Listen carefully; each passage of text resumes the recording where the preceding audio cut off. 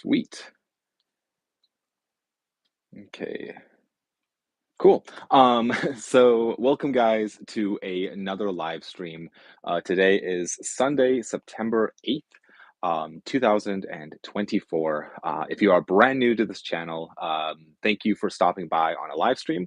I do these pretty much every single Sunday, usually around this time. Today I decided to bump up today's live stream an hour. So it's usually I start this at like 7 o'clock, but right now it's obviously 6 o'clock.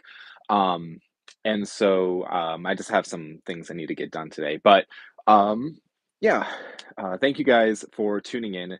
And for the guys or for people who are returning, welcome back to another live stream. So, and also, I guess I should add the people that are watching it on the replay on YouTube, thank you for tuning in. But let me know if everything sounds and looks good on your end. It usually does, but I just like to double check.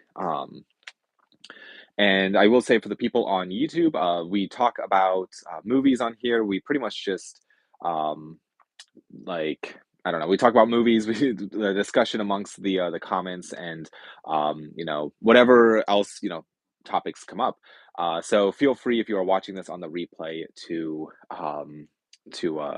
what's it called, like leave a comment down below and I will get back to you on it. So today I just wanted to discuss. I think I missed out on a live stream last week, and so today I just wanted to kind of just pick back up where we left off, where I kind of just talk about everything that I watched over the last week or so. This one I'll be talking about everything I watched over the last 2 weeks, because there's some fun titles that I thought about just not including, but I figured I would add those into this stack as well. Um, so yeah, I guess I'll jump right into it. So if you are brand new to this channel, one of my goals this year is to watch 365 films, not necessarily one movie every single day, but just in general, 365 movies in total, which I'm actually closing in on that number. I am currently up to 279. So I have less than 100 films to go, which I feel like with 4 more months of the year, I feel like it's actually very doable to watch 100, less than 100 movies within that time frame. So, um, yeah, like I said, I missed out on doing a live stream last week, and so these are films that I watched last week. There was a few in here that I skipped over, mainly because let's see, I guess I could just add them. Um, I finished out watching the films of this box set. I watched the movies, and now the Screaming starts, and The Beast Must Die. I watched these on the 26th of August, and let's see, and the 28th of August. Um, yeah, they were okay. I feel like I don't really have much to talk about or say about them. I feel like The Beast Must Die, which I guess I could show these. Um, this one I felt like it was okay to me. I wasn't really that I just wasn't connecting that well with it, and so um, I don't know. Maybe I'll have to rewatch it eventually. But the one that actually stood out to me was The Beast Must Die. I feel like this was actually a fun kind of like mystery horror type of film, and so I really had fun with this, and so that completes my viewing of this box set, which is a Severin box set that is actually currently out of print, and so my number is 433, so it's actually a pretty low number out of 3,500. So that's what that set is. Um, let's see. I saw some comments. Sounds good. You're good. Sounds good. Okay, sweet. Hello, Kyle. Hello, Mo. Everything looks and sounds good. Thank you. Um, and we have man. I've spent too much. I picked up Halloween 2 and 4, 4K Scream Factory, and I got Megan 4K Night of the Demons Scream Factory. You gotta look this movie up. But I also picked up Blood Range Arrow. I've heard of Blood Range. I feel like I've definitely heard of. Do I have Blood Range? I don't think I do, but I've heard of it. Um, yeah, I've definitely heard of Blood Range. Why do I? It sounds so familiar. Um, But yeah, that's awesome that you got Halloween 2 and 4, and I have those on. You can kind of see them over here. I have those on 4K as well from Scream Factory. Those are fantastic additions. Um, and Megan, I still need to watch Megan. That is, I'm kind of saving it though for my 31 Nights of Halloween, to add that into that stack, and so I'll probably watch it in October. And Night of the Demons, Scream Factory. Yeah, I'm assuming the 4K. I need to update mine because I have Night of the Demons on DVD, but I don't have any other higher format than that. So, um, but moving on with my viewing patterns, I guess, on the 28th of August as well, I decided. So actually, a little bit of backstory. The other day, I came across a old CRT TV on the side of the road. I have been kind of picking them up when I do see them. So far, it's only happened 3 times technically, where it's just older CRT TVs. Um, and so I saw this one. I decided to grab it. It's kind of sitting on the floor, and you saw it. If you follow me on Instagram, that's what the photo was on my story for this live stream. But the I picked up the CRT TV. It works fantastic. I am very excited to have it. Um, and so I decided to, just sit down on the floor and turn off the lights and just watch a horror film on VHS, and it kind of made me feel like a kid again. It was actually a lot of fun just to sit there in the dark watching a old horror film on VHS. And so the first movie that I watched on the 20 let's see, yeah, the 28th. This is a movie I've never seen before, but I know Severin Films put out a 4K transfer of this, but I watched the movie Dr. Butcher MD, or also known as Zombie Holocaust. This is a VHS that I've had. I got this from the Retro Attic, and so yeah, it was a lot of fun. I had no idea what it was about, and so I was very excited to check it out. But it was like a lot of fun just sitting on the floor and just watching horror VHS tape. Kind of made me, I don't know. Sometimes I feel like you should just watch stuff like that where it's just like, I don't know, like a fun older film on VHS. But let's see, I missed a few comments here. Um, hey Cal, do you have any thoughts on Beetlejuice 1988? I just got home from a Dolby Cinema screening of Beetlejuice, and both movies are on my mind. Yes, so I watched Beetlejuice, the first film, for the first time last year, actually. It was one that I just never really gravitated towards, and so I figured though I should probably have seen it by now, and so me and my wife actually we had like a projector out in our backyard and we watched it, and it was a lot of fun. But um like, for me personally, I didn't necessarily enjoy it. I thought it was just okay. But I understand why people would like really, really like it. I understand like how it kind of has like a little bit of a cult following. Just for me, I just thought it was just an okay movie.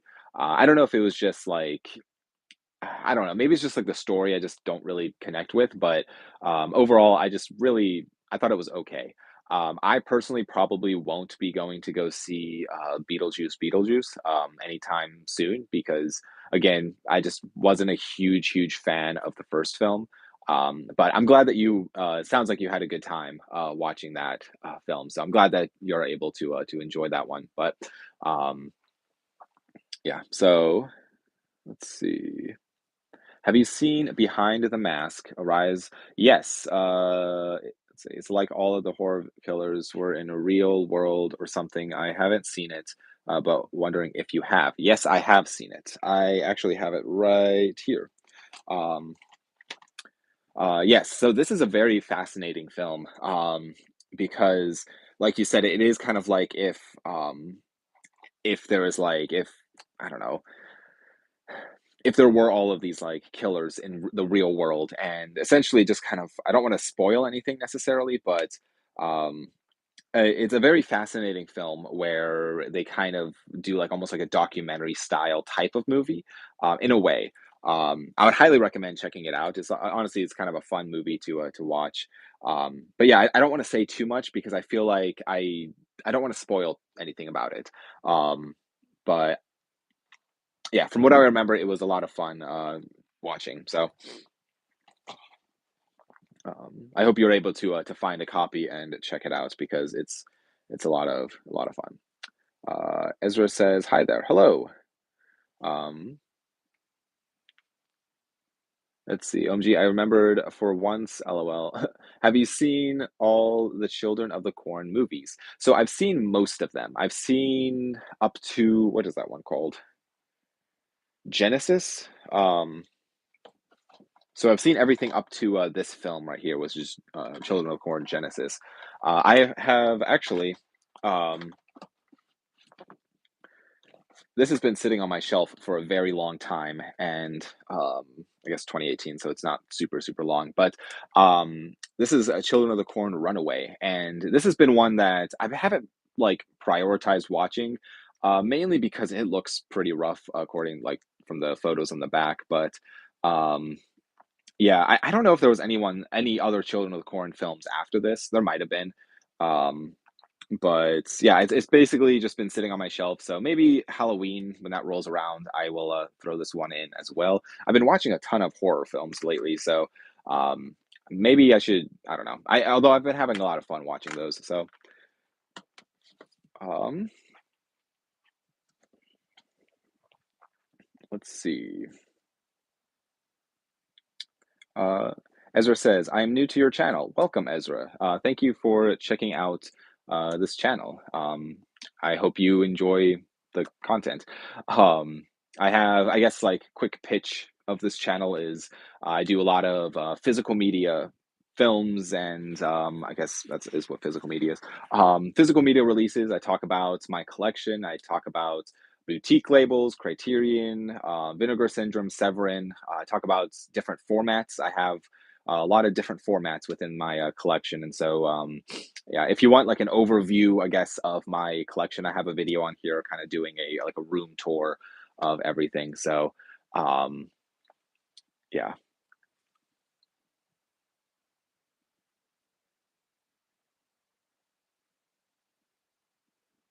let's see.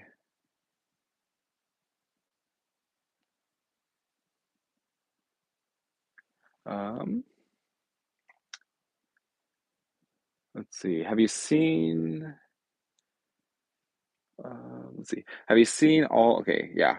Sorry, I'm reading like two comments at once. Have you seen all of the girl version of Psycho? Wait, have you seen the all-girl version of Psycho and Black Christmas 2019? I have not seen this all-girl version of Psycho. I have not. I think I know what you're referring to, and I've not seen the Black or that's I have one of the Black Christmases. I think it was the remake. I have the original and a remake. I don't know if there because I know there was a newer. I think there was a newer Black Christmas. Um, maybe I'm thinking of something else, but I guess I have not seen either from 2019 at least because that's yeah. I don't think I've seen this, but um, I'm a movie slash TV fan myself too. But I watch a lot of superhero movies though. Gotcha, gotcha. Yeah, I have a I think yeah, I do have a video on here about my superhero collection as well. I'm not like a die-hard superhero fan, but I can appreciate, what they are.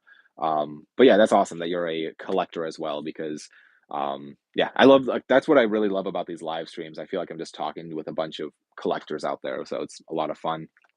But moving on to the other films that I watched recently, I watched this on the 29th of August.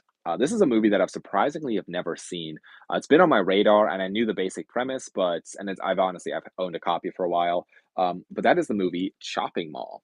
So this is the VHS copy of Chopping Mall, and this might be one of my favorite VHS tapes that I have. Um, and yeah, I really, really enjoyed this. I thought it was a lot of fun. I mean, cheesy at times, and I feel like, there were ways around this thing, and it's just, I don't know. I had a lot of fun with it. It's essentially just about this mall who implements like these like killer robots, like kind of they're not necessarily supposed to be killer robots. They're supposed to just basically arrest people, but then there's like a lightning storm and they kind of go haywire and yeah, it was just a lot of fun. I feel like it's just like a fun, I want to say, what year was it? 86? Yeah. Fun 80s horror. I know there's a nice Blu-ray put out by Vestron Video. that I need to get a copy of because this was a lot of fun. And again, like I sat on the floor in the dark just watching Chopping Mall on VHS. So, yeah, it was great. Let's see. I'll get to your guys' comments in 1 second. I'm just going to try get through a couple more of these movies. Um, so on the 29th of August as well, I watched the movie Blood Freak. This is a movie that I knew nothing about going in. This is put out by Something Weird Video, which it's a label that I'm not super familiar with, but honestly, kind of disappointed with this one. It sounded so much cooler than I really, it looks way cooler too, but it's just basically about this guy who becomes a chicken and kills people. I feel like there's a lot of like anti-drug messaging throughout this movie as well, which that might like be due to when it came out, but um yeah, I thought it was okay. I probably will not be watching it anytime soon, but and then after that, I decided to watch the film Death Dream. This is one that I actually really, really enjoyed. Um, it's essentially about a guy who comes like his parents thought he passed away in battle or in the service, and he just kind of shows back up, but something's kind of off about him, and it's essentially he's kind not like trying to think of a comparison, but I think I watched this because it was like the anniversary of when the film came out. This was released in 1974, but he kind of has to kill people to keep himself alive, kind of deal. So it's an interesting film. Yeah, I had fun with that one, and then so I'll go through one more before I jump back into the comments. But on the 31st of the month, I watched the film The Lazarus Effect. This is a film that it's been also sitting on my shelf for a very long time. I feel like I got this for like $1 or something at like Dollar Tree or something like that. And I've been always curious about it because it always looked interesting. It was okay. I feel like it was kind of an interesting concept. It was a pretty short film. It's only 83 minutes. And so it's essentially about these people who are doing some experimenting in a lab, and, uh, you know, bad things happen, and, more bad things happen due to them making some decisions. And so I thought it was okay. It had like some fun effects, but I don't know. It was fun. Okay, let me jump in back into some of these comments.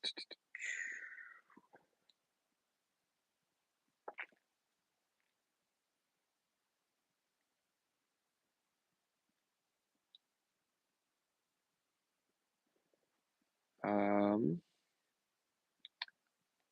See, I feel like your next doesn't get enough love.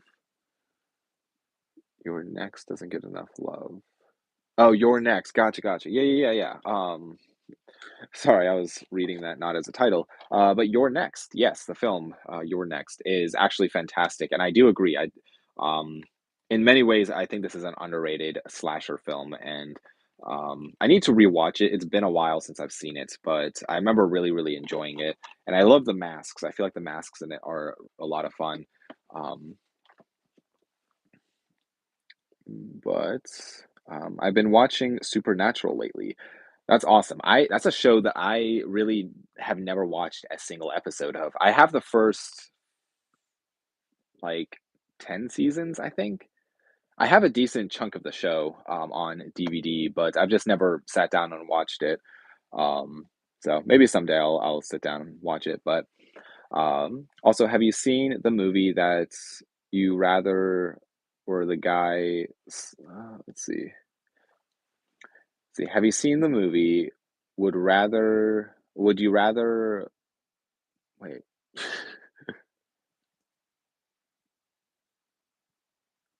Would you rather? Okay, goodness, I am not reading these correctly. Have you seen the movie Would You Rather? Where the guy slashes his eyeball with a razor blade. I have not, but I know what movie you're talking about. I feel like I had it on my Netflix saved like watch list for a while, but I just never got around to watching it, and then I don't have Netflix anymore. But yeah, I know what film you're talking about. Let's see. Good evening, everyone. Good evening. Welcome, John. Welcome to the live stream. I love Chopping Mall. It's so 80s, man. Yes, yes. Chopping Mall is a lot of fun. I have the Lazarus Effect. Need to view it as well. Yeah, it's been like sitting on my shelf for at least I don't know 5 6 years. But I'm glad I watched it. I feel like it's a quick watch. Only at 83 minutes, I feel like it went by quickly. So, just finished the entire show, Shameless, on Netflix. Have you seen it? It was so good. I just like try to get into Shameless. I feel like I watched like maybe the first or second episode, like the first two episodes or so. Um, and I couldn't get into it. Maybe if I like sat down and actually try to watch it, maybe I would actually get into it. But I know a lot of people really enjoy Shameless. And it's also it doesn't help that I'm just like not a TV person. It's like very intimidating to like sit down and be like, okay, there's like 12 seasons of this show to like get through. When I'm like thinking I'm like I could be spending that excuse me, I could be spending that time watching movies, and so yeah, that's a show that I've just never gotten around to watching. But I'm glad you enjoyed it. That's awesome. Um, I just finished season three recently, and it's the best season and now I'm up to season four now. I'm assuming Ezra, you're talking about Supernatural. Um, but yeah, that's awesome. Um, is it crazy you have more movies and TV shows in your basement than Netflix has out right now? That is kind of crazy. I do think about that sometimes. It's like some of these like streaming services, like it seems sometimes like they seem like they have a lot of content on their channels, but um, I don't know. I do have a lot down here that I really should be watching more. But have you seen or do you like The Fresh Prince of Bel-Air and Everybody Hates Chris? I have not seen either of them. I have the first three seasons of The Fresh Prince of Bel-Air, um, but they are kind of on my possibly to go pile, mainly because I just feel like it's not my type of show. I feel like the types of shows that I really gravitate towards are like horror or like, not necessarily like sitcoms, I guess. That's kinda I've seen Friends and I've seen, like, The Office, and, like, they're okay. The ones that I don't really I don't know, I'm just not my type of show. And I know Fresh Prince is kind of like a sitcom, and so, I don't know, I'm trying to aim my TV stuff as more like either dramas or sci-fi or horror, I guess, but, um so, and I'm trying to be a little bit more picky with my TV shows because I'm also almost out of room. So, um, let's see, Evan, hello, welcome to the chat. Um, I don't see or hear any or hear about you picking up newer releases stuff very often. I see the new. Uh, see, I don't see or hear about you picking up newer boutique releases stuff very often. I see the new Flesh and Blood set back there. Yes. Yeah. So I feel like the last couple of sales, like I did not do participate in the Vinegar Syndrome sale. I didn't really. I got like a little bit from the Severin sale. Um, I just feel like I'm just there's a lot of like bills to pay for. I just really what it comes down to. And so I just have to basically, you know, decide where I'm getting boutique labels. I know there's so much good stuff coming out, which is very unfortunate because there are some fantastic releases from a lot of different labels that I would love to grab. But just recently, I just feel like I've had to balance things. I unfortunately I can't get everything, which is annoying. But the Flesh and Blood series, yes, that's that box set right there, which is from 88 Films. That's probably my newest boutique label release, which is my first time I bought from 88 Films. I did get there's two Synapse. They're not newer, but I did get two Synapse 4Ks recently. Um, which they're not like new releases by any means. I think they came out a couple years ago, but Yeah, I'm also just trying to get caught up with like filling in some of these like holes within my collection of just different sections or different films that I'm trying to add to the collection. But it's also Criterion keeps coming out with just fantastic um, 4Ks that I just keep putting off buying because I'm trying to also get caught up with having from spy numbers 1 through 300 at first, and then I'm going to move on to the next spy 100 spy numbers and because my goal is to have the complete Criterion collection. And so, um, yeah.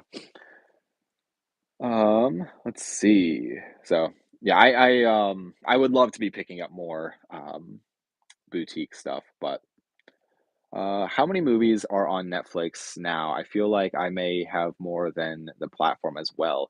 I have no idea. I don't have Netflix anymore, but I feel like it's yeah, I'm not a huge Netflix fan. If I had to choose one streaming service to go with, I'd probably go with either Hulu or HBO. Probably leaning towards Hulu. But I mean, obviously, Criterion Channel is or Shutter are fantastic streaming services. But again, I don't have either of those. But let's see. Well, I need to go now because I am in class right now. So have a good night or have a good day and talk next time. Bye.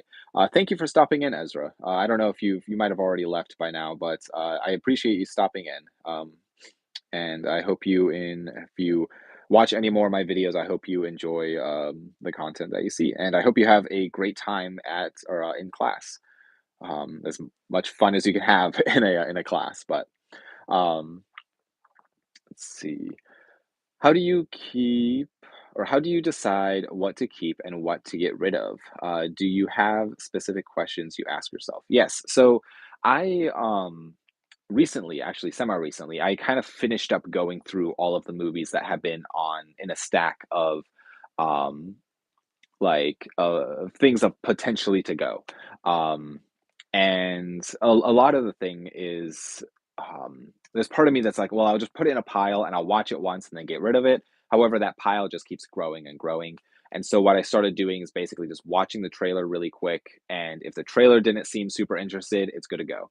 Um, I don't do that for all movies. I kind of just, it's mainly for the wall behind the camera right now that you don't see where there's a ton of stuff that I've never watched actually. And so, um, yeah, I just feel like I kind of have to ask myself every single time when I am going through movies, would I thrift it for $1? If I came across it at like Goodwill or something like the Retro Attic or something like for $1, would I be excited to buy it and add it to my collection?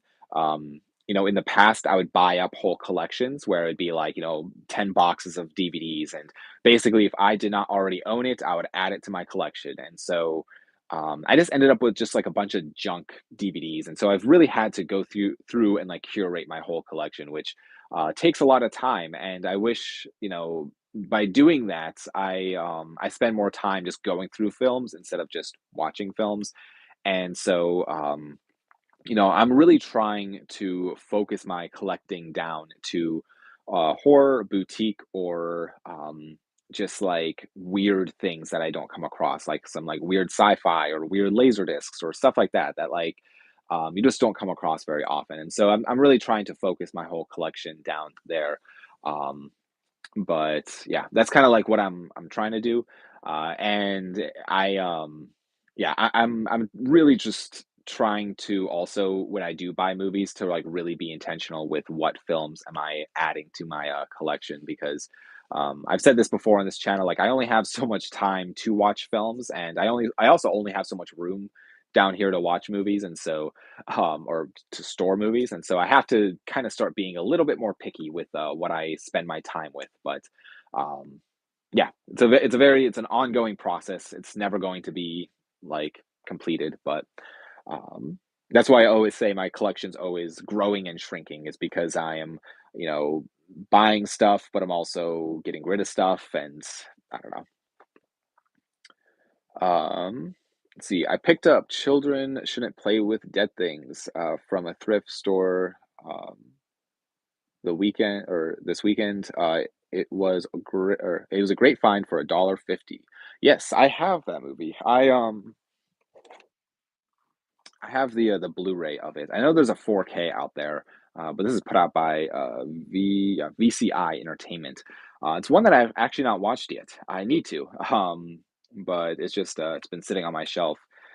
But yeah, I think I bought mine for $10 apparently. Um, but yeah, $1.50 if you got the Blu-ray. I guess even the DVD would be a fantastic find for only $1.50. But My Bloody Valentine original and remake both good, both get a lot of hate. It's an underrated movie.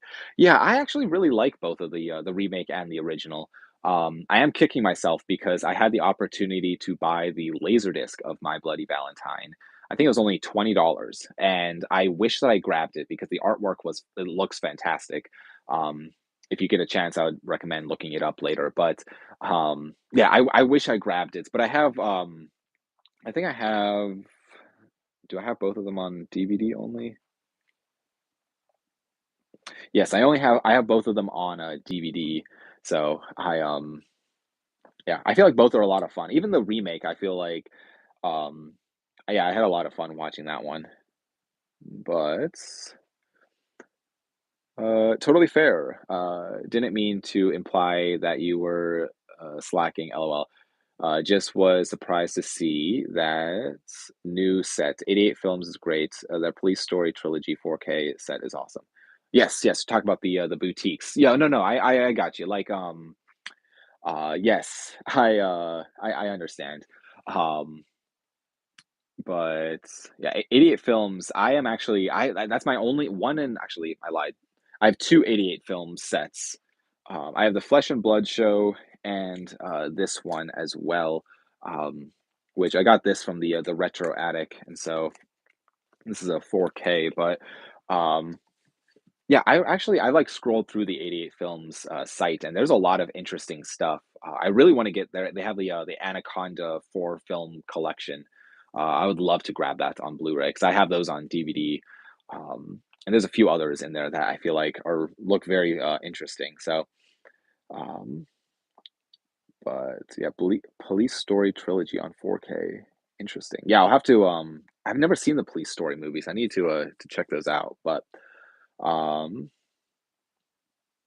let's see. Yeah, I do need to jump back into some of these films real quick. I'll get right back into the comments shortly. But the next film that I watched, this was on September 1st. Um, I watched the film Candyman Farewell to the Flesh. And again, horror VHS.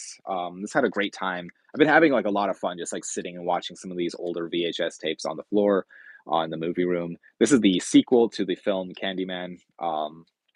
It's one that I've actually never watched either, and, I had a lot of fun with it. I thought it was a lot of, it was interesting. It probably not as I mean, definitely not as good as the original, obviously, but, yeah, that's a whole like, the Candyman series is one that I it's kinda been a blind spot for me. I've only seen the 1st movie, and so I have the 2nd movie on VHS and then the 3rd movie on DVD. So I'll have to check those out, but I do not own the remake, so, I need to eventually check out the remake as well.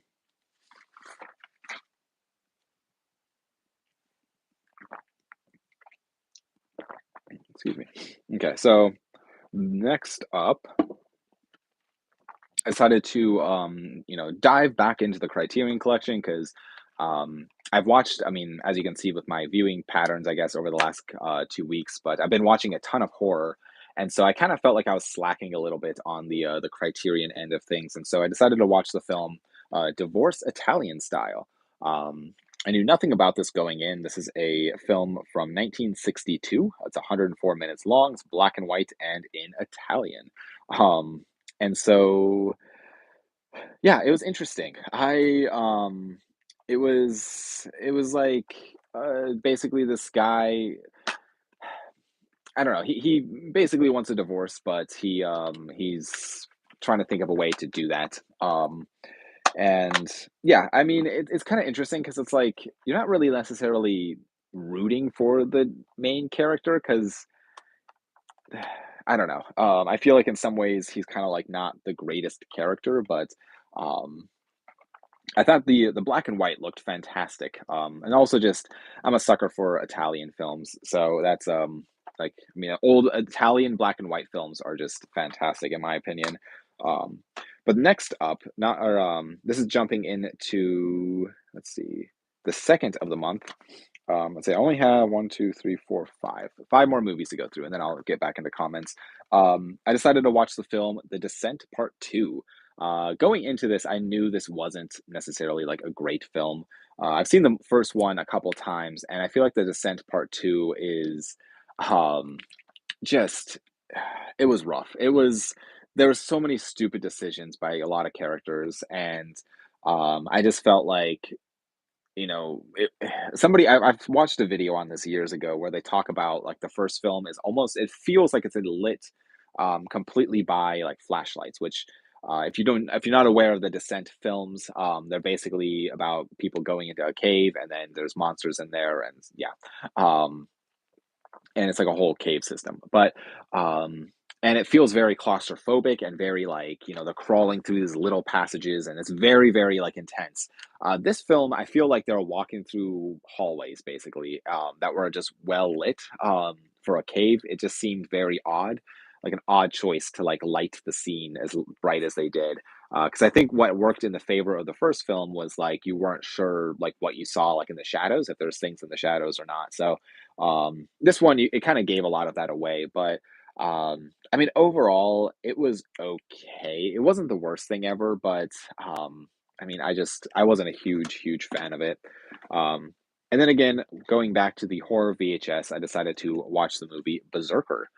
This is another one that's I know Vinegar Syndrome put out a Blu-ray of this, but um, yeah, this is one that it kind of like it's a perfect like summertime movie, a summer horror film where it's a group of a group of teenagers go out into the woods and bad things happen, and so it's kind of like a campfire type of horror film, which um, yeah, I had a fun with this one. I thought it was a fun like campfire type of horror movie, but and then I watched another Criterion. I watched the movie The River.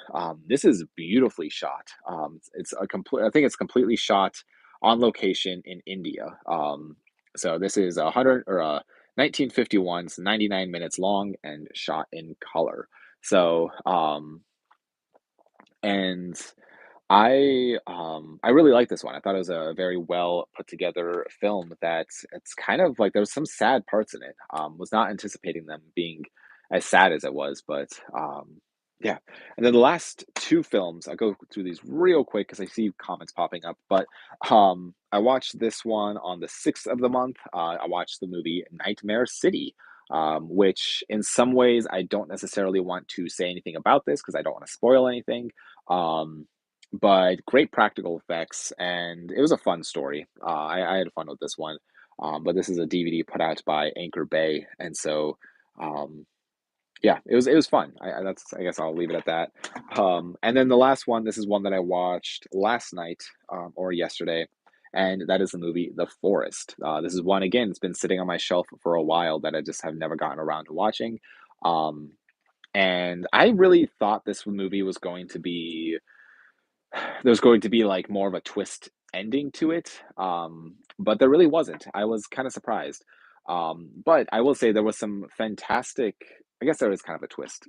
I'll say that some fantastic jump scares in this, especially with there was like I'm not going to say which when it was happening, because I feel like that would give things away. Um, great at jump scares, I'd say, and just kind of a fun. This is a newer horror film, from let's see, 2016. I guess that's not very newer now. It's almost 10 years old. Um, but yeah, I actually surprisingly enjoy this. I was not anticipating enjoying this as much as I did. But that is everything that I watched. Sorry that took so long, but that's everything that I watched over the last couple of weeks.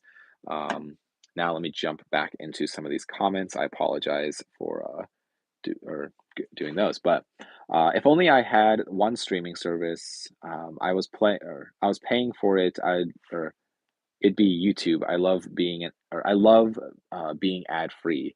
Yes, I get that. That is something that's annoying with like YouTube ads, which that is coming from someone who monetizes his videos.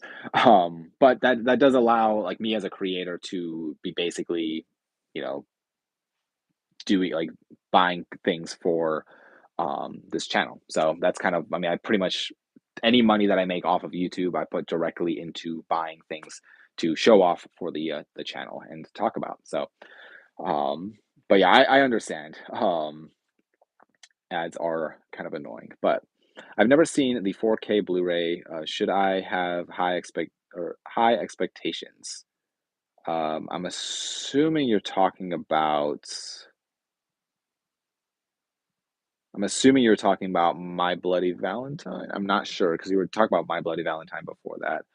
Um, yeah, I'm not sure. I apologize, but I saw the Psycho or remake and just left it. It's impossible to find the original. LOL. I saw the Psycho remake and just left it. It's impossible to find the original. Okay, I think yes. The Psycho remake is pretty. I'm assuming you're talking about the Vince Vaughn version of it. Um, but hey Kyle, what movies will you be watching this Halloween? So I still have to pick out my 31 films for this Halloween. I have a few in mind. There's definitely a few like staples that I'll be adding to the collect or to my 31 Nights of Halloween. Um, like I think it was last year I watched Phantasm 2 for the first time.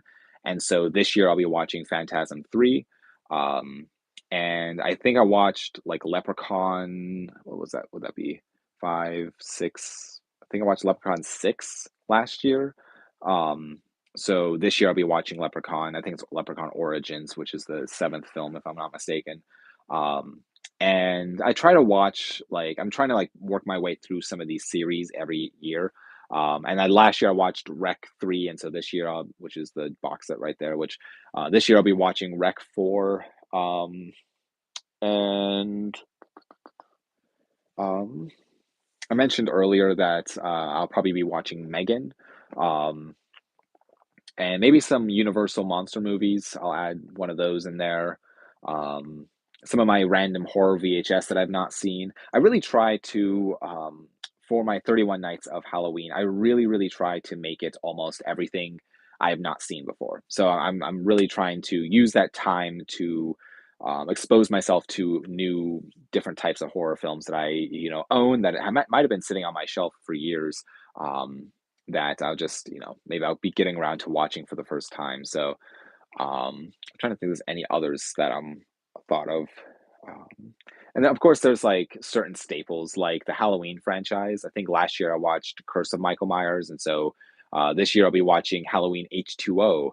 And just basically just keep working my way through these series because I've seen all the Halloween films, I should add, but it's just fun to like revisit some of them every now and then.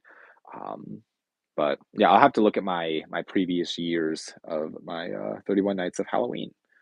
Um, are you hyped for the Killer Mickey Mouse movie coming out soon? Yes, that looks very fascinating. It's interesting because I think it was Steamboat Mickey like was put into the public domain, so now you're able to use him in films. So yeah, let's see. So lazy that they used an image from the first movie on the cover of the Descent part or Descent 2. Yes, I thought that was strange. Yeah, I guess that's a perfect word to sum up this movie, and I would say it's lazy. It's a lazy sequel. Um, but that this image is from the first film because the girl does not look like that in this movie. So yeah, it's a lazy sequel that I probably wouldn't recommend to people. Unless if you just want to, it's not even like an enjoyable bad. I feel like it's just kind of bad. But maybe down the line I'll be getting rid of it. Who knows? But Joker 2 is sounding mixed on to disappointing. I'm curious to see it. Yes, I wasn't a huge fan of Joker, like the first Joker film. I thought it was just okay. I thought basically they were taking the ideas of Taxi Driver and The King of Comedy and just kinda making it with, like, a Joker flair to it, and I feel like it's just it wasn't, like, an original or interesting idea. I thought it's just I don't know. When it came out, people loved it. People were losing their minds over it, but, personally, I just wasn't a big fan, so I probably won't be seeing Joker 2. Just not my type of film, I guess. And then let's see.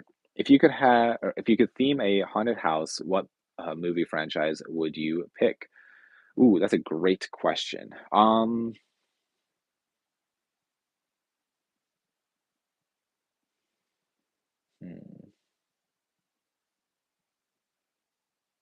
I might have to say maybe Nightmare on Elm Street. I feel like that would be a fun one, mainly because of like the different sets that you could really come up with. And Nightmare on Elm Street has so many cool and interesting like sets within the movie. Um, yeah, I don't know. I'd probably say Nightmare on Elm Street, um, or Alien, because I'm a big. I mean, I love the Alien franchise. I feel like that would also be a fun one.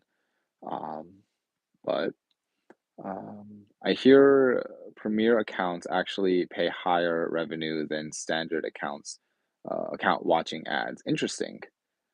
Yeah, I like don't know that whole side of YouTube to like make money, I guess. I mean, I feel like I'm just like on the very, very lowest end like side of it, but I don't know a ton about it. Um, let's see. Kyle, please skip Leprechaun 7 by WWE Studios. I hear it's not even a Leprechaun movie and you don't even see the killer. Interesting. Yes, I have.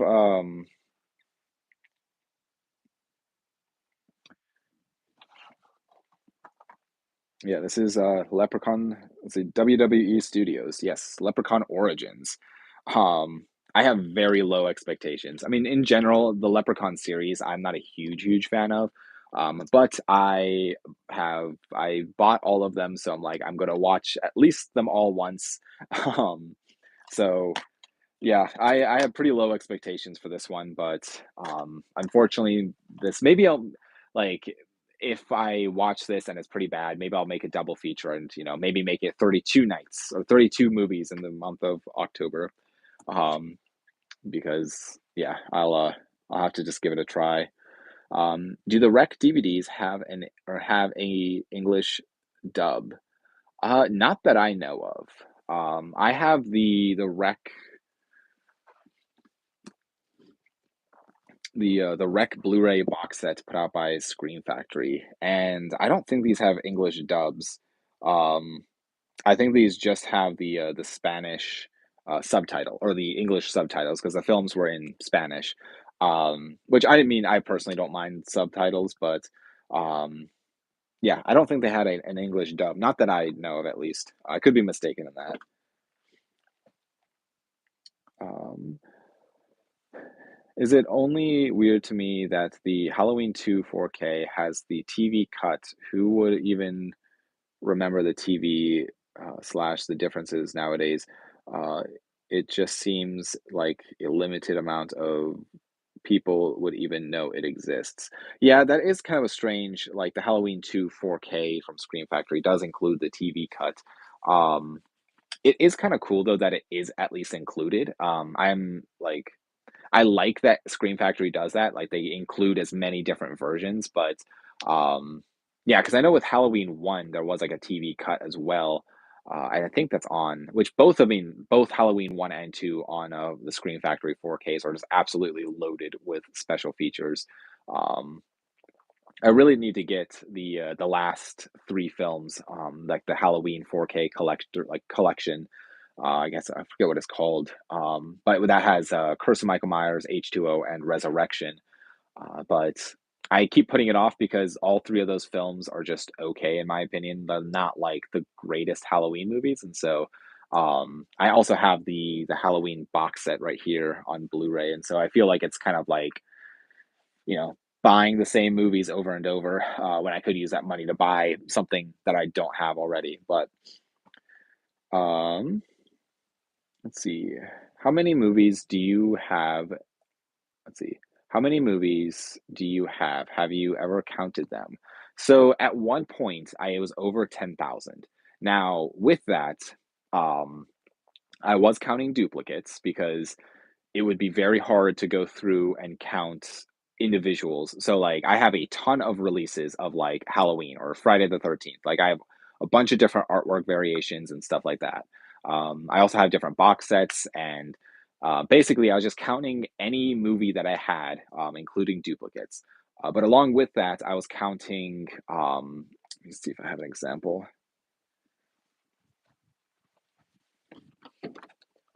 So I have a few things like this, which this is like a 50 movie pack of horror films. And I was counting this as 50 movies, which some people probably wouldn't count because these are, not, first off, not great quality, but also just like not great films, in general. A lot of these are public domain titles and stuff like that. And these are all, I mean, sets like this are put out by like Mill Creek. But I still technically count it as 50 movies because it is 50 movies. And up there, this set right here is 200 horror films. Again, same type of setup where it's just, four movies on one disc type of deal. Um, and so that like definitely bumped up my numbers a decent amount. Not completely, because it's not like I have, 30 of these sets or 50 of these sets. Like I have I don't know, a few, not a ton, but um and I also counted whenever I have like if it was like a double feature. So like this is like a double feature where it has like two films. I count this as two movies because it's technically two movies. And then I also count all the formats as well. So like all my laser discs, I count those as the individual movies, and the like CEDs and TV seasons. I count one season as one movie. But yeah, it was over 10,000 at one point. So since then, though, I've gotten rid of a ton, and parts of my collection have shrunk. But then again, there's other parts that have grown substantially. Like my laser discs, I added, like another 300 laser discs to my collection, or my Criterion collections just keeps growing, and I don't know. So I have at this point, I am guessing around 8,000 ish, maybe more than that, maybe 8 to 9,000. Um, yeah, I have no idea though. I should take a day and actually count everything that I have because I feel like I mean I'm also very curious myself. But it takes like a good chunk of time. I feel like what I do is I have like a notepad when I go around, and I count in increments of 100. So I'll count, up to 100 and then make a dash and then start over because, I don't want to get to number 374 and then forget. It's like, was that 374, 375, or was it 360? Like, you know what I mean? So, um, yeah, I basically I just count in increments of 100 and just like make a little like dash mark, and then I count up all the dash marks after. But it takes way longer than you would actually think. I feel like it takes me like a good like hour to 2 hours to do. So maybe sometime in the winter when my life slows down a bit, maybe I'll do that. I'll make that a day and just you know count them all up. So I found a Dean Martin cassette tape and put it in on the DVD shelf. I love Dean Martin, and it's cool. Uh, they're oh, cool. There, I've never bought a cassette in my life. Um, yes, so I have like a small cassette collection. Not many. It's mainly like heavy metal stuff, so like Metallica or like 80s type of things. Yeah, and I feel like the cassette world, like it's definitely I think the coolest cassette that I have is like the recordings of Dale Cooper from Twin Peaks. It's just kind of like it's like a cassette tape of all the different recordings that he spoke to like Diane, which is kind of fun. Um, but if you've seen Twin Peaks, you know what I mean. Like when he's driving into the forest, he's like, "I'm driving into Twin Peaks," and but yeah, I definitely slowed down on the cassette thing because at one point I was like really trying to collect certain ones, and But I also don't like I don't listen to cassettes that much. I have a cassette player, but I don't really listen to them that often. But let's see. How do you find out if a movie is public domain? So there's a few things. I think so. If I'm not mistaken, I could be mistaken in this. If it's over 100 years old, I think it's automatically public domain. I could be mistaken again, but um, and I think if you like Google, just like Google the movie and is this public domain, I'm pretty sure it'd be able to tell you. Um, but I think if it's over 100 years old, I think that's the law or the rule. Unless if somebody owns the rights, then I think it's not. But I could be. Oh, yeah, I don't know because there's definitely like specific like laws in place to keep people from just like you know never being able to actually access a film. Yeah, I'm actually not sure. Um, but that's an interesting. I should look into that more. Is Army of Darkness good in your opinion or overrated? So I've actually only seen Army Darkness one time all the way through, and I have to admit I was kind of like in and out of falling asleep when I was watching it. It was years and years ago, so I really need to sit down and actually watch it again. But from the pieces that I do remember, I remember actually really enjoying it. Um, and, so I just need to sit down and watch it. It's been such a it's one of those movies that, like, I should have seen it by now, like, and I should have seen it more than just once, but, yeah, I need to watch it.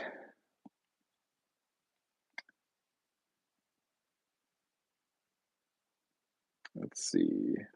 It just seems like a WTF sequel to a movie that, the type of movie to me where it's, like, "Why the hell do you exist?" Yeah, I really, really enjoy Evil Dead 1 and 2, um, but that's a like, I just need to maybe I'll sit down and watch Army of Darkness tonight, as maybe what I should do is I should save it for my 31 Nights of Halloween, maybe I'll do that, but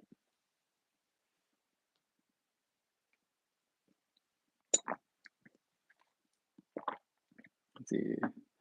It takes me this long to comment it. I got a ghost face tattoo. It took about 3 hours, but it turned out great. That's awesome. Um, yeah, I want to get like some kind of movie tattoo, but I'm not sure what yet. Or something to do with film. So I don't know. I'll have to. I'm still trying to think of something, but yeah. Trying to think if there's anything else I wanted to add. Um,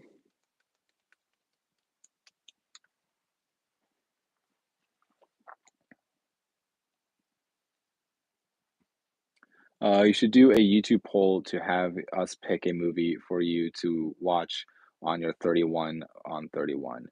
Yes, that's actually a great idea. I should do something like that where like take recommendations or um yeah, maybe I'll do that. Maybe I'll do like a like everybody recommends stuff and if there's like multiple recommendations for specific films, then maybe I'll have everyone recommend like one slasher film and from there I'll have um just say I'll like bring it down to like the top three picks and if like multiple people say I don't know Friday the 13th part 7 then I'll put that as an option and just say if multiple people said I don't know Halloween 2 I'll put that as an option. um yeah, I mean, I'm definitely open to suggestions too for my 31 Nights of Halloween because I've been doing that for the last 5, 6 years, maybe. I don't know. I started it a long time ago. I feel like, and I don't know. I really enjoy doing it every year. It's pretty much every single year I've done it. Some years I feel like I've skipped movies that I've seen before, but um, Yeah, I do like the idea of it at least of just sitting down and watching at least trying to sit down and watch 31 horror films, which actually this October, um, shockingly for me, is less busy than normal. So I'll be able to hopefully actually knock that goal down of watching 31 films throughout the month. But what I should do too is like I should make a list of all the films that I've not seen. Whether that's on Letterboxd or something, and then people can recommend from that list of things I have not seen that I own. But speaking of Letterbox, I just updated the movies that I've seen on there, and I think I hit over 3,000. I'm over 3,000 films I've seen according to Letterboxd. There's probably still more that I'm not thinking of. Um, But I'm pretty much I just go through whenever I get like a new follower on Letterboxd, I just kind of go through the movies that they've seen and just mark which ones I've seen. And which has been actually proven to be pretty successful with like the amount of movies that other people have seen. So yeah.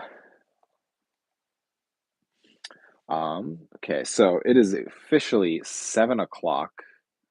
Um, I did bump this up an hour than normal because um, most, I mean, 90% of my live streams I feel like are all start at 7. So, um, I don't know, maybe I'll continue this a little bit longer, seeing depending on the interactions, and then um, might cut it off there. But remember the South Park joke where the guys broke into a red box on Halloween and it was just empty. I don't know why it was so funny.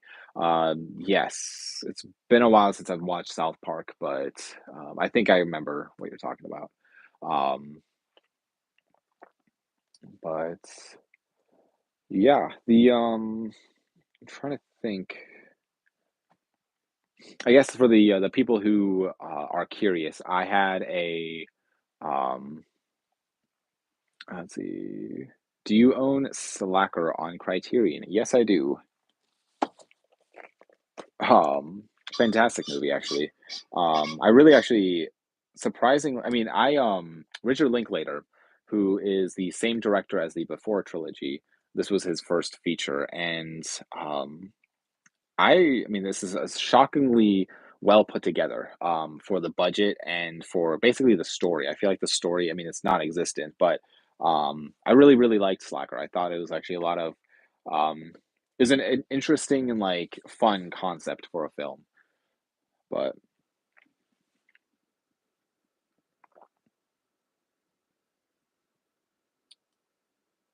um, was it better to have Heath Ledger in just The Dark Knight, or would it have been bad if he was in Rise?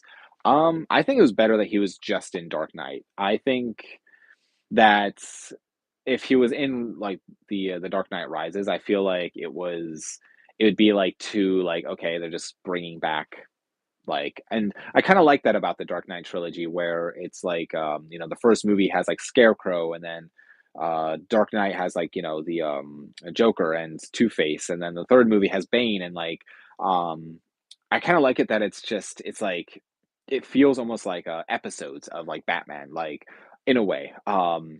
And I just feel like if they try to bring back the same villain after, all the movies, I feel like it just would have taken away a little bit of the story, which I really like. I mean, The Dark Knight is fantastic. The Dark Knight Rises isn't the worst thing ever. I thought it was fine. But I don't know. Yeah, I feel like it was probably the right move just to have him as in The Dark Knight. But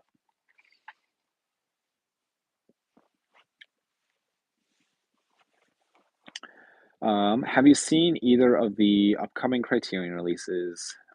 Either of the three George Teenage Apocalypse films or Gummo? If so, your thoughts on those movies. So I've not seen any of those movies. The Teenage Apocalypse movies I've not seen, or I have also not seen Gummo. Gummo I know of. I know the the film, but I've not actually sat down and watched it. It's been on my radar for a while, but and the director of Gummo, I kind of have a couple of his movies as well, which all of his movies for whatever reason are like very hard to find. And so I have the what was it? The movie Julian Donkey Boy. I think that's the title, right?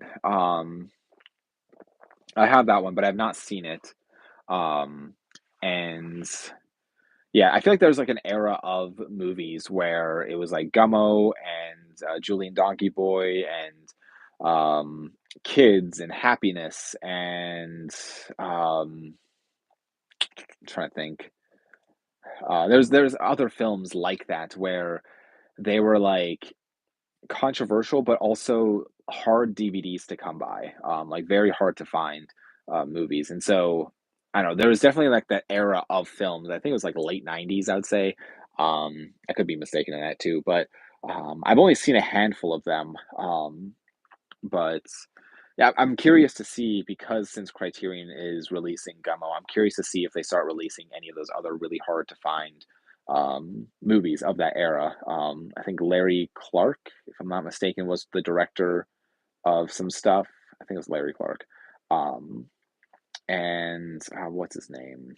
There's another Harmony Korine. He's another one that like made those films that's like um I don't know, are like hard to find movies, but I've not seen a ton of them, so I can't say if they're good or not. Um, let's see. I still don't fully understand Criterion Collection and why it's called the that, and why only certain movies make it in. Yes, so that's like so Criterion, I love the opportunity to explain the Criterion Collection to people. For me, it is my favorite boutique label. So Criterion is basically, which actually I can just the rundown of Criterion is um, Criterion Collection is dedicated to gathering the greatest films from around the world and publishing them in the editions of the highest technical quality with supplemental features and that enhance the appreciation of the art of film. Visit us at criterion.com. The so basically in my how I view Criterion is like it's films from around the world that have major impact on the, like film as an art form.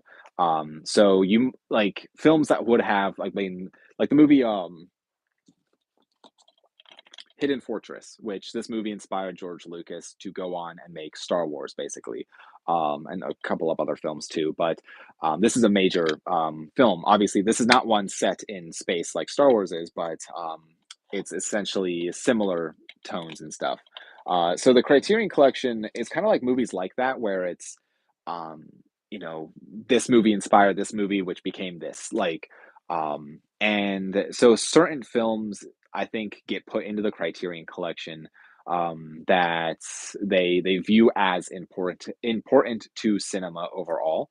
Um, and it's basically I don't fully know their deciding process, but I do know that Criterion as a company is a privately owned company, so they are not answering to like a board of executives who have to, you know, they're not just going to be putting in the most popular films because it's like more financially like I guess a better financial profit for them.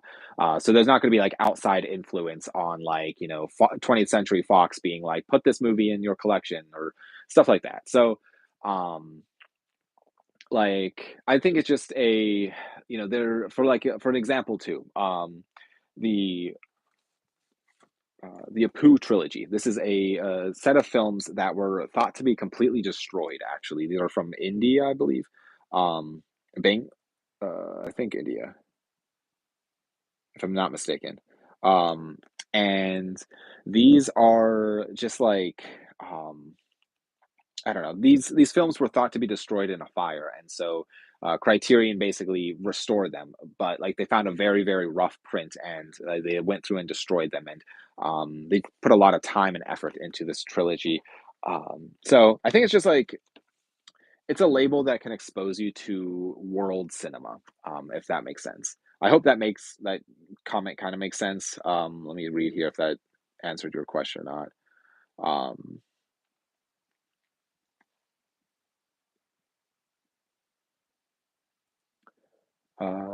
Let's see. Will you watch them? Will you watch them once you get the Criterions? Yes, absolutely. I will get. I'll definitely be buying. I might be getting Gummo. This whenever it does come out. I haven't quite decided yet. Because I do try to keep like buying up the older Criterions and working my way through the collection. But yes, I might be picking that one up. Great question. Please also explain what a boutique label is exactly and what makes them different. Yes. So a boutique label, that's actually a great point. A boutique label, such as Criterion or Scream Factory or 88 Films or, Vinegar Syndrome, Severin, or Blue Underground, even, um, like they are essentially like it's a company that they will most likely do restoration work or add special features or even sometimes produce content for the film. I know Severin just announced that they pretty much made a feature-length documentary for a movie. But it's they'll do restoration work. So, on a film, it's like over time, sometimes the film elements they get scratched or they get, dirt mixed in with it, and it just they don't look super great anymore. Um, so on the screen when it's playing, there might be like a little like fuzzy something or like a hair or something on the screen. And what like a boutique label will do, they'll go up and actually clean up the picture and make it look as close to its original presentation as possible. Um, and so they'll also, along with that, they'll do the restoration work. They will add special features. They'll do interviews. They'll get commentaries. They'll do stuff like that. But then they'll also go through and like do, very nice artwork. So, or packaging. So like for like the river, just say, this is like a standard Criterion Blu-ray case is in these like blue or what are called clear plastic cases. Every Criterion release comes with like a booklet. Um, and then on the back, just an explanation of what the film is, like the synopsis, a list of all the special features, and then it kind of lists off of like the year, the how long it is, and stuff like that. And so some packaging is way more extensive than others. I mean, Scream Factor or Vinegar Syndrome is a perfect example where they will sometimes do some crazy packaging for certain things, and they have slip covers or the slip cases or stuff like that.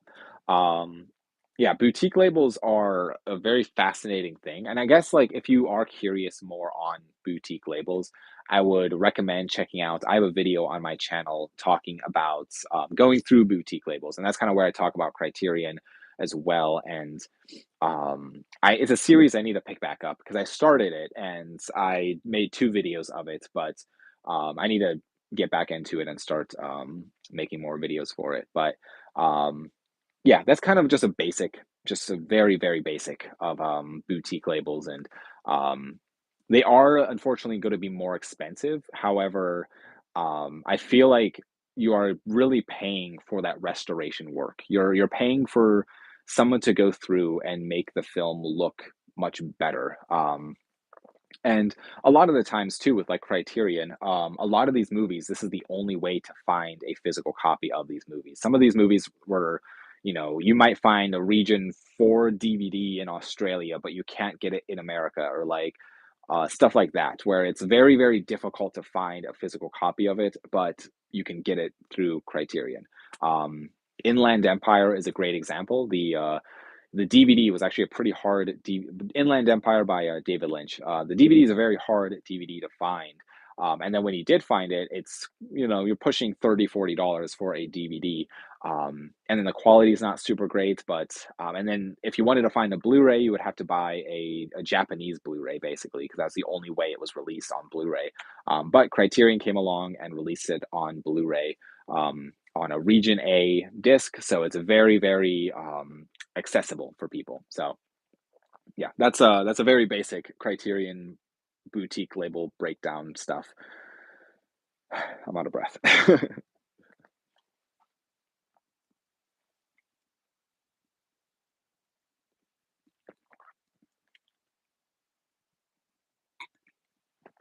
Okay, sorry.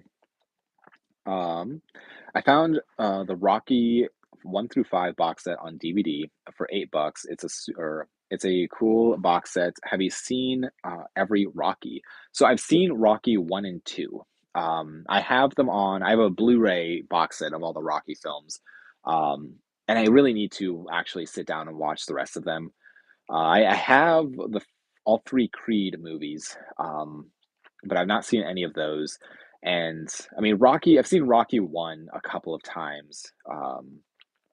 But yeah, I need to just actually sit down and watch them. Just because unfortunately for me, like sports movies aren't my like go-to. But I feel like Rocky is like different because there's more of a story behind it and everything. So yeah, I just need to sit down and watch them. But that's awesome that you found it for $8. Um, what films inspire you as an inspiring filmmaker? Specific ones. Um, that's a great question. So one that has, um, man, that's a great question. I'd have to think about that. Like, I mean, one of my favorite films of all time is Eternal Sunshine of the Spotless Mind. That's like a go-to, which is, I mean, I absolutely love that movie, and I feel like that inspires me to tell interesting stories, um, in the way of like making films. Um, I don't know if I can like name off specific movies that inspire me right off the bat. Um, yeah, I would have to think about that one. I feel like there's a lot that, um, yeah. Let's see. Good evening slash night, everybody. A quick reminder for Kyle. Director Paul Verhoeven is from the Netherlands, just like me. Okay, yes, that's where he was from. I know in my video I completely blanked on where he was from. I know it was like somewhere over there, but I couldn't remember exactly. Thank you. I appreciate that. Um, yes, the Netherlands. But that's awesome that you're from the Netherlands. I've never been there, but I would love to check it out at some point. Um, but yeah, so yeah, I'm assuming you watched my latest video where I go over all my directors. I had a actually had a lot of fun making that one. That video that was actually just posted yesterday, if I'm not mistaken. Um, the My director's video. So I had the hardest time with the coloring from my phone. Um, the way I edit in Adobe's Premiere, what's it called? Premiere Pro, it like doesn't interpret footage how you want it to interpret it, and so I had to. It was like a whole long thing, but um, yeah, I hope people enjoy that video because I had fun making it, but um, yeah, and I mean also just like with back to the director or the movies that inspire me.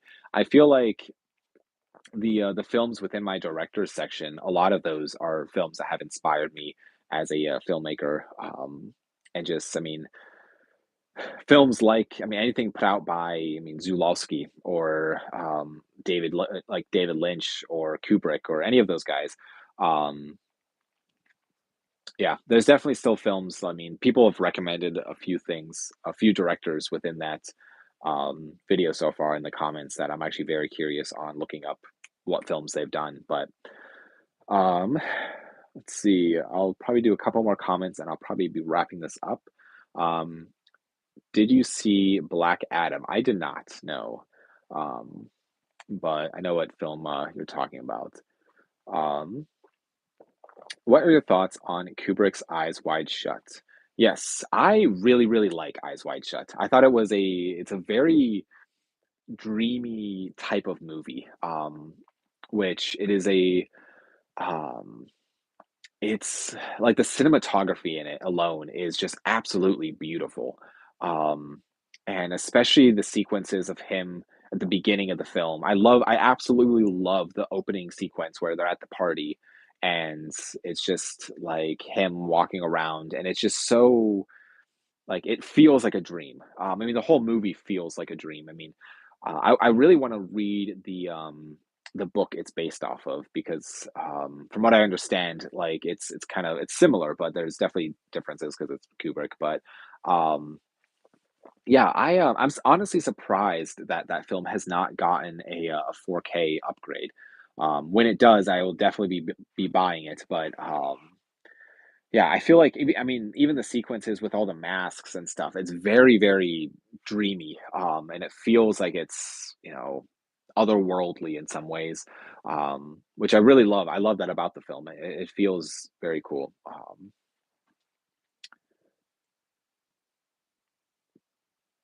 A lot of people hate it. I personally love it. Yeah, I don't understand why people like. I mean, I kind of understand, but like, it's still. I think it's like, in my opinion, it might be my favorite Tom Cruise performance. It might be. I don't know. I'd have to think about it, but um, it's just so good. It's such a great film. I've seen it a couple times now, and more, I guess, a few times. But yeah, I really enjoy Eyes Wide Shut. I think it's. Um, I don't know if it's my favorite Kubrick film, but it's definitely up there for me. Um, let's see. Hey man, what's your favorite Vinegar Syndrome movie? Ooh, that's a great question. Um, so I like. Let me think. I have a love-hate relationship with Vinegar Syndrome. Um, I love the fact of, like, what they're doing and, like, they're putting out all of these kind of, like, weird films that you probably would have never seen before, but, like, at the same time, I also feel like sometimes I'm wasting money when it comes to Vinegar Syndrome, um, where if I have not seen the movie, I feel like it's it's not necessarily, like, good movies, if that makes sense. Like, with Criterion, I feel like if I buy a Criterion without seeing it, I know for sure it's probably 99.9% of the time it's going to be a good film. With Vinegar Syndrome, I feel like it's a different expectation. I feel like I need to go in with just, like, watching and just like, "This might not be good, but it might be fun." They've put out some really fun stuff, but I'd say probably I don't have a ton of Vinegar Syndrome, like, this right here, if you can see it if I'm blocking it. Pretty much this right here is my Vinegar Syndrome collection. Um, I really liked A Blade in the Dark. This was a lot of fun, and um, I thought Censor was really good. Um, yeah, I really enjoyed Censor. Uh,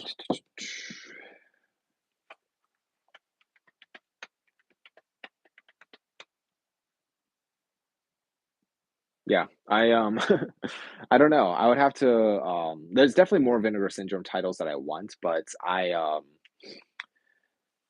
don't know. There's a few. I'm trying to think of others that I've seen. Um, I really enjoy the Forgotten Jolly box sets that they have. Those are a lot of fun. But why did the 4K versions of Halloween 4 have the hardcover like Halloween 2 and 2 didn't? It's kind of annoying, to be honest. Or yes. So actually, fun fact with the Halloween films with the hardcovers.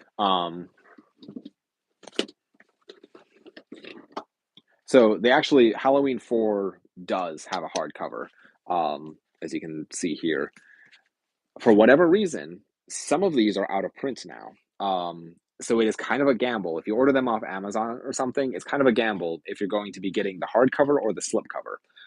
For whatever reason, Scream Factory decided to. I mean, I've seen it for Halloween 1 now, where it's just a regular slipcover. So I'm assuming with you, you got Halloween 4. Um, I'm assuming you got one that has just the slipcover, but yeah, it does indeed come with a hardcover. Um, so it is annoying. And I'm lucky to have all of them with the hardcover, but um, yeah. So some of them they had the what's it called? Yeah, some of them are doing the cardboard slipcovers now, which is really unfortunate because um, I really, really wish Scream Factory did this um, with all of their 4Ks. Came out with like nice hardcovers because that would be fantastic. Because they've come out with some fantastic 4Ks. I need to be buying some of them, but they all just have a paper slipcover now, which is kind of unfortunate. But I bought 13 DVDs and 3 Blu-rays for 51 last week. Quality titles, totally worth it. That's awesome. Um, that's so cool. Blade in the Dark is fantastic. I regret selling my VHS copy. Oh, that's unfortunate. Yeah, I absolutely love that Vinegar Syndrome release. I'm glad that I picked that up because I almost didn't, but I'm glad that I got it. All the Halloween movies have hardcovers. They're doing cardboard slips now. Yes, yes, yes. It's so unfortunate. Um, I don't know why. Um, I don't know why they do that. It's kind of frustrating because I feel like with the amount of money that they charge for some of those 4Ks, I feel like they should just come out with hard like because it'd be really nice if like that was like what their 4Ks were. If they had the slip covers for, the Blu-rays and then for like 4Ks, they all had hard covers. That'd be fantastic. But um, I do need to order that Halloween Curse of Michael Myers H2N Resurrection box set before they switch that over to cardboard sleeves because that would be unfortunate. So I would say if you are considering buying the Halloween movies and you want the hardcover, I would say, you know, probably go eBay just to make sure. Because I feel like if you go through Vinegar Syndrome or Amazon or something, like you might not get that hardcover anymore. But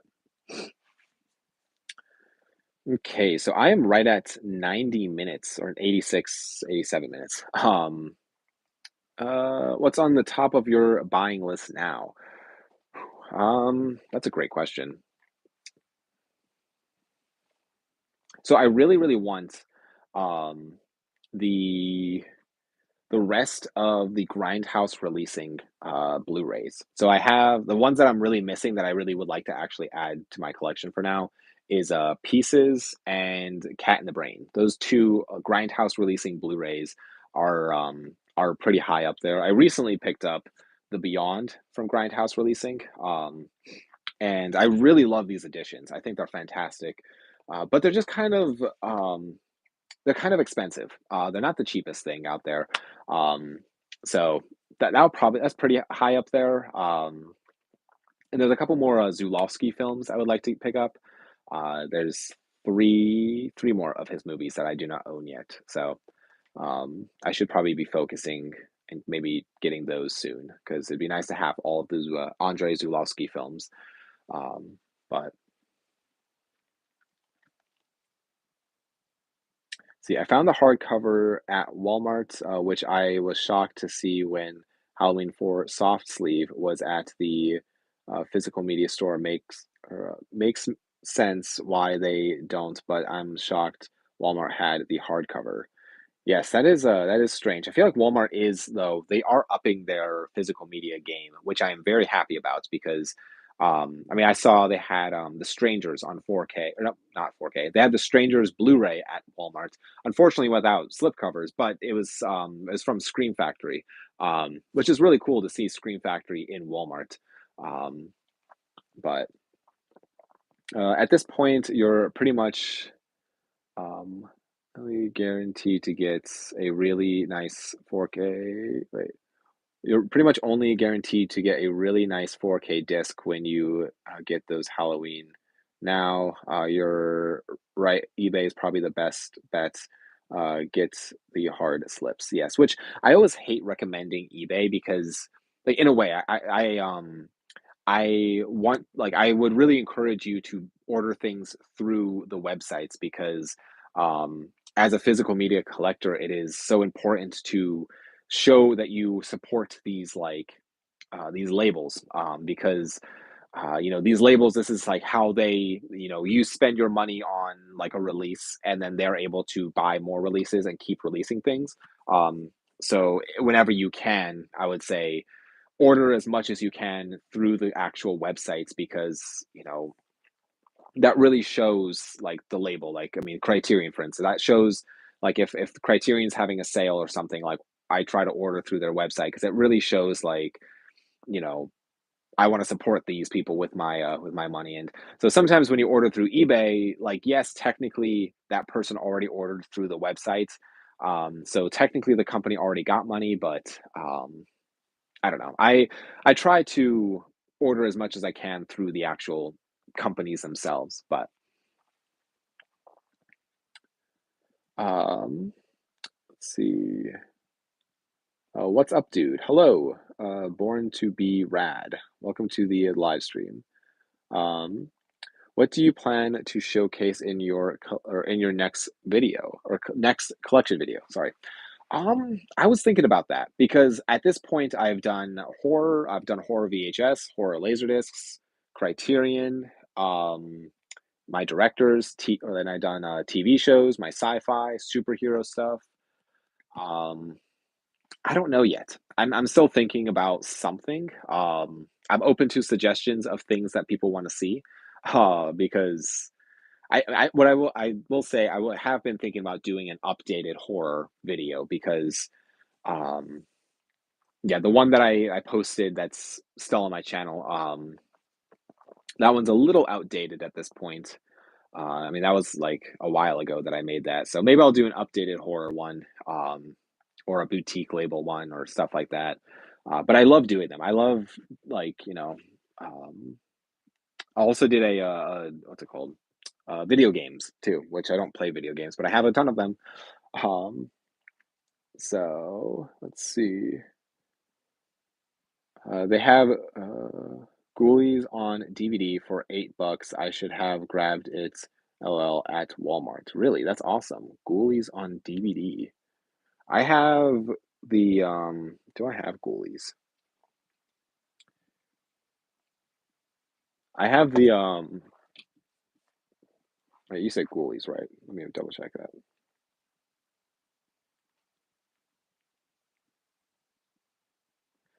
Yes, I'm assuming you're saying yeah, Ghoulies. Um, so I have the 4K of Ghoulies, which I think that's what you're saying, right? Yes, I would definitely check out Ghoul. I mean, for $8, that's actually a really good price. But um, let's see. Hey, Jeff. Kyle's board game collection. Oh, yes, I have a surprising amount of board games too. A lot of them are movie related, which I'm actually still trying to thin down my board game collection. Which I don't play board games that often either. So that would be cool. Yes. Soundtracks, maybe for next video, you have many of those, or yeah, you have many of those. Um, yes, yes, yes, yes. I actually have a small selection of soundtracks, not a ton, maybe 25-ish or so. I should include those in a video, but I can't spell. Yes, I'm sorry. Yes, no problem at all. But yeah, Ghoulies. I have this 4K, which this is put out by MVD Rewind Collection, which I absolutely love these releases. I only have two of these, and they're up to number four, if I'm not mistaken. But the cover looks like a CED, which is really fun. Um, so this is like the little like white piece on the bottom of a CED. I have this one, and I have Swamp Thing, which are just fantastic. I need to get because the next movie was a Ghoulies 2, I think was the movie. Um,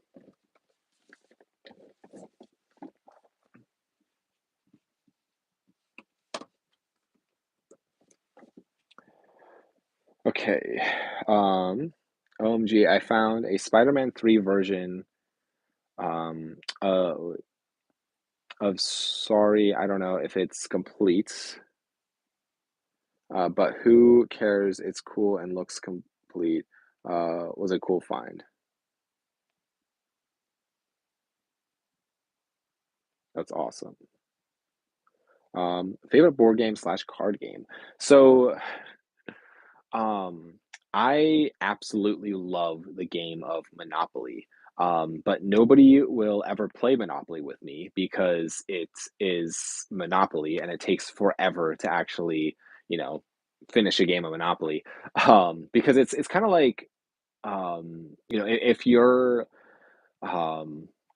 if you start playing it and pretty much one person starts winning, they're just going to continuously win through the entire game while you just continuously lose through the entire game. Um, and it's such a like maybe it's because I'm like not bad at it. And it's like I don't know. I really like Monopoly, but I like Uno. And I'm trying to think of other games that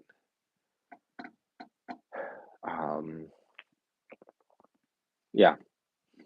And also any like movie trivia games. I'm a big fan of those. But yeah, Ghoulies 2 and Cutting Class are the others. Okay, gotcha, from the collection. Um, yes, I need to see Cutting Class. I've actually not seen either of those, Ghoulies 2 or Cutting Class, but yeah, I need to I should be keeping up with those MVD Rewind um 4K collection because it's like if I just buy them whenever they do come out, then it's not going to get overwhelming. And it's kind of like with Vestron Video. I feel like I'm so far behind, and even the Kino, what was it, the Kino Cult collection that they've been releasing. I would like to actually, get those too, but there's just always so many. There's so many things coming out, and it's kind of unfortunate. But I also have so many things to watch now, so I'm trying to tell myself that to be grateful for the things I have. But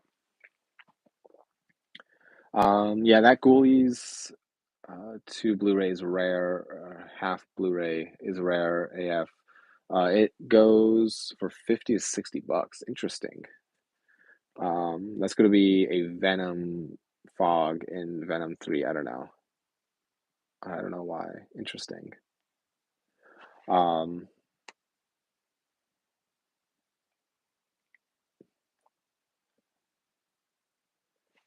see, and yeah, the Ghoulies 2 is nice. I've seen it because of, oh, that's fun.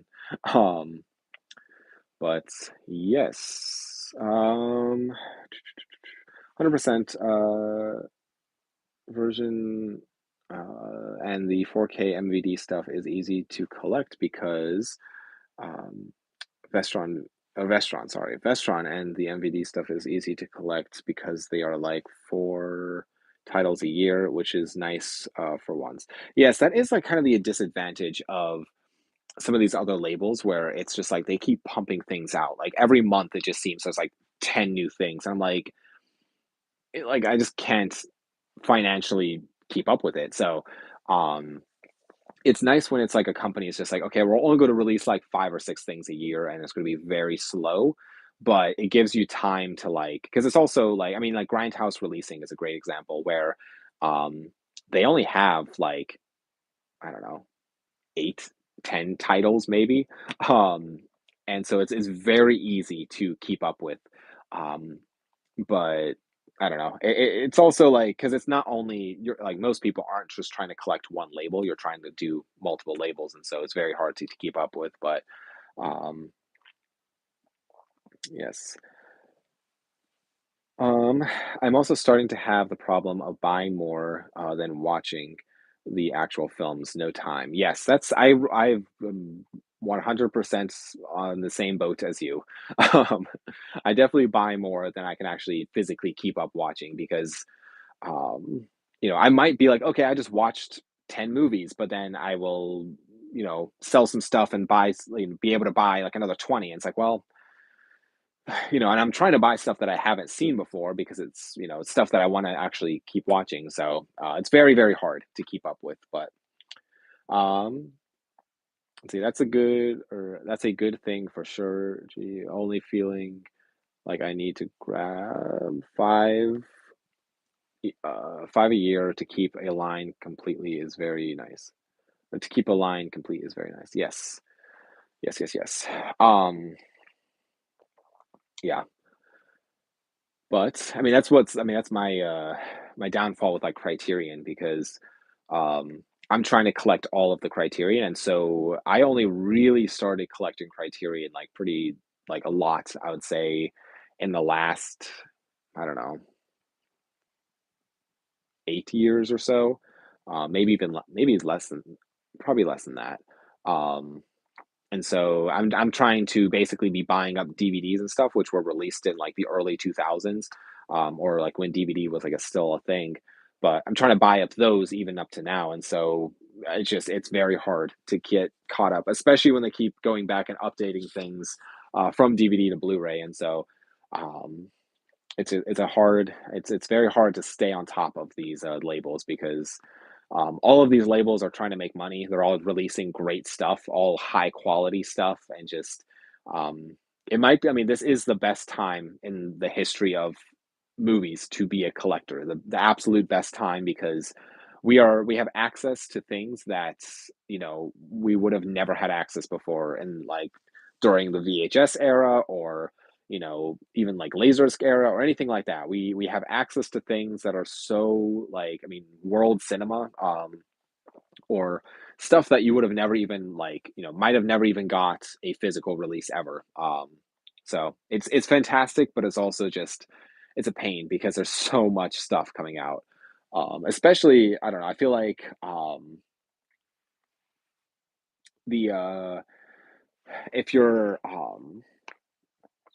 especially if you're like just getting into movies, I feel like it could be very, very overwhelming. Especially if you get into like if you start finding like boutique labels and start realizing like, oh, they're like the movies that you would buy at like Walmart, just say, that's just the surface. That's like not even that's barely even scratching the surface. Um, because it goes on and on and on. I'm still finding, I mean, there's still so many labels that I'm not even aware of. I'm still finding new boutique labels to like to this day, and I feel like I research this stuff. But um, did the prequels make it to Laserdisc? So the first movie technically did. Episode one technically has a prequel or a Laserdisc release. However, it is a Japanese Laserdisc. So all the writing on the outside sleeve is in Japanese. But it's technically a thing that exists. And that's the only one of the prequels that ever made it to Laserdisc, and technically you can still buy it. I don't own it. I would like to own it at some point, but yeah, that's something that you could buy. What's nice too about Laserdisc, it was never region locked. So if you bought a Japanese Laserdisc, you'd watch it on an American player. There was like no region locking because DVD and Blu-ray. That I thought that was a stupid decision to do that, but I understand why they did it. So I'm going to do a couple more questions, and I should probably get off here. But let's see, and yeah, I hear. Yeah, I had every Scream Factory collector's edition. Now they are just re-releasing them all again. Yes, that's the unfortunate thing about 4K as well, where it's you might be pouring thousands of dollars into a collection, and then they're going to go through and basically just re-release everything with a 4K transfer. But I don't know if there will goodness, I can't talk. I don't know if there will ever be something higher than 4K. Like, I know people said that probably about Blu-ray, but or probably people said that about DVD. But yeah, it's very hard because you might buy a set and be like, okay, this is awesome. This is the first time it's ever put out on Blu-ray, and then a year later, it's going to be like, actually, just kidding. Here's it on 4K. Um, so it's so hard. And I feel like one thing though to remember is um, to not get too caught up in the. If I can encourage anybody with this, it's like to not get too caught up with trying to own the latest format or the latest thing. I knew someone once who they were very focused on getting like the newest phone or the newest TV or the newest this or that, and like I felt like they never had anything nice because they were more focused on getting the newest than just like um than just enjoying the piece or the thing that they had at the time. And so that's why I personally I still buy DVDs. I still buy VHS because it's like I'm not gonna stop myself from watching something based off of its format. I'm just going to enjoy the film. Um, and sometimes you like for me, I just have to step back and be like I have to remind myself this all the time, but I just have to step back and be like, it's okay. It's okay to only have it on DVD. Like I'll maybe someday I'll get it on Blu-ray, but for now I am happy with the DVD. Um, and it's very hard, but um, it's always a challenge. But yeah, I'm gonna answer a couple more questions. I'm so sorry, guys. Um, how is the 4K quality of those classic horror films? Is that is it's not grainy? I'm assuming you're talking, Ralph. I'm assuming you're talking about the Universal monster movies. I have not seen the 4K transfers of them. I have the Blu-ray box set, but which is maybe right here, which I am happy with. um, which maybe someday I'll watch it on a 4K, but so I can relate to you. That's cool that episode one is on Laserdisc. Yes, Blockbuster or Family Video. I'd say Family Video only because I really never shopped at Blockbuster. It kind of went out before I was really even into movies. My hometown had a Blockbuster. Um, and I think I remember being in it when it was closing down. They were having like closing down sales, and I bought Casino Royale and Alien versus Predator.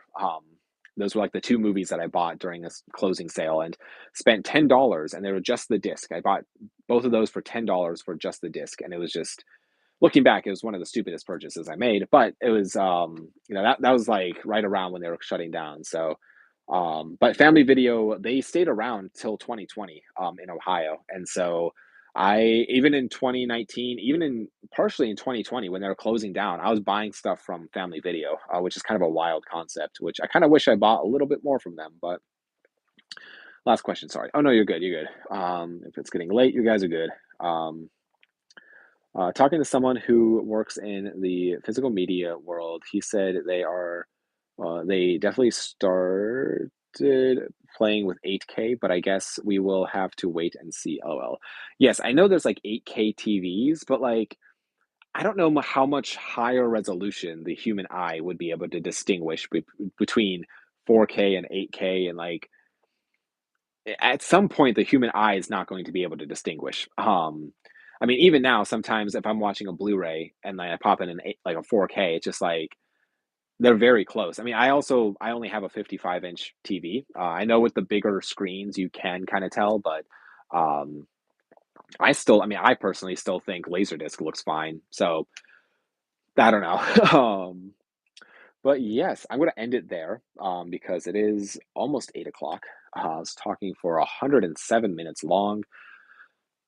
Um, let's see. I've watched on an 8K TV. There is no need for it.